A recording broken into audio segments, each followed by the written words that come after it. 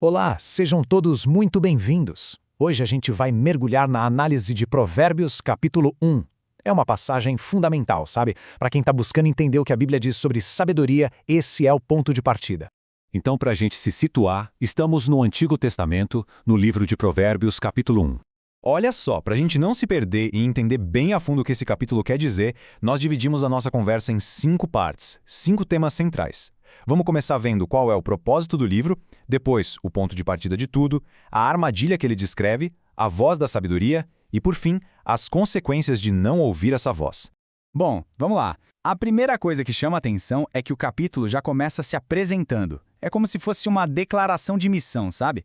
O texto diz logo de cara o que se pode esperar ao ler Provérbios. Pense nisso como um verdadeiro manual de instruções para a vida. E o texto não faz rodeios, ele é super direto. Ele diz que o propósito é para experimentar a sabedoria e a disciplina e para compreender as palavras que dão entendimento. Ou seja, a primeira parte é bem intelectual, né? É sobre entender as coisas. Mas logo depois o foco fica bem prático. O livro quer nos ensinar a viver com disciplina e sensatez e a fazer o que é justo, direito e correto. Aqui já é a sabedoria em ação, no dia a dia. E por último, tem um recado especial para os mais jovens, para os inexperientes, prometendo dar prudência, conhecimento e bom senso. No fundo, é um guia completo para o amadurecimento. Ok, então o livro já disse para que ele serve. Agora ele vai dizer como começar. É o alicerce, sabe? A base de tudo. O princípio número 1, que vai sustentar todo o resto do conhecimento que vem pela frente. O temor do Senhor é o princípio do conhecimento, mas os insensatos desprezam a sabedoria e a disciplina. Essa frase é o coração de Provérbios, e é super importante a gente entender que esse temor não é ter medo como a gente pensa hoje. É mais um sentido de profundo respeito, de reverência. Essa é a ideia central. Tudo, absolutamente tudo que a gente vai ver daqui para frente, parte desse princípio. E olha que interessante. Depois de apresentar esse princípio super elevado, o texto faz algo muito prático. Ele joga a gente direto numa situação da vida real, um teste. A tentação de andar com a turma errada. A partir de agora, o tom muda para um alerta, quase uma narrativa de advertência. A forma como a tentação é descrita é muito forte, muito viva. É quase como ouvir um sussurro. Se disserem, venham conosco, fiquemos de tocaia para matar alguém. Vamos divertir-nos armando emboscada contra quem de nada suspeita. Aí o convite continua, né? Apelando direto para a ganância, para aquela promessa de dinheiro fácil e rápido. Acharemos todo tipo de objetos valiosos, encheremos as nossas casas com o que roubarmos.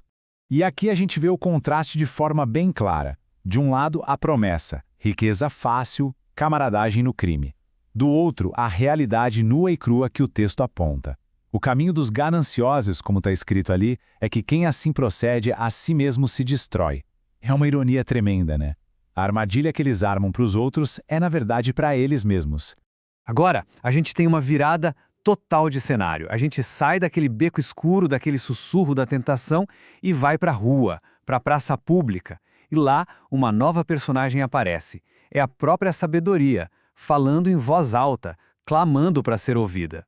Pois é, a sabedoria não chega de mansinho, ela fala com urgência. E a pergunta que ela faz é forte, ela ecoa. Até quando vocês inexperientes irão contentar-se com a sua inexperiência? Até quando vocês zombadores terão prazer na zombaria?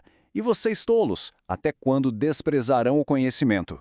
Mas não é só uma bronca, não. Junto com essa pergunta forte, vem uma oferta, uma promessa bem direta. A recompensa para quem ouve o chamado dela é um entendimento profundo das coisas. Se acatarem a minha repreensão, eu darei a vocês um espírito de sabedoria e revelarei a vocês os meus pensamentos.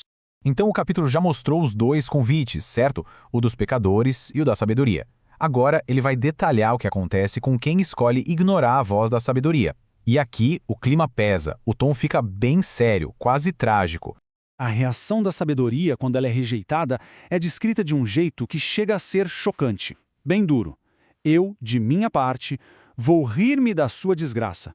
Zombarei quando o que temem se abater sobre vocês. É como se uma porta que estava sempre aberta, de repente se fechasse. A consequência de rejeitar o convite tantas vezes é chegar a um ponto sem volta. É o que o texto diz aqui. Então vocês me chamarão, mas não responderei. Procurarão por mim, mas não me encontrarão. E para fechar o capítulo vem o grande resumo, a síntese final dos dois caminhos, da escolha e do resultado de cada um. É a conclusão de tudo que foi dito até agora, pois a inconstância dos inexperientes os matará e a falsa segurança dos tolos os destruirá. Mas quem me ouvir viverá em segurança e estará tranquilo, sem temer nenhum mal. Então, resumindo tudo, o capítulo 1 apresentou o manual, o ponto de partida, a escolha entre dois caminhos e o que acontece em cada um deles. Fica tudo muito claro. Mas, ao mesmo tempo, deixa uma pergunta no ar, não deixa? Se o segredo é ouvir a sabedoria, como é que se faz isso na prática? Como se busca e encontra essa sabedoria no nosso dia a dia? Bom, essa é exatamente a ponte para o que a gente vai explorar na nossa próxima análise, no capítulo 2.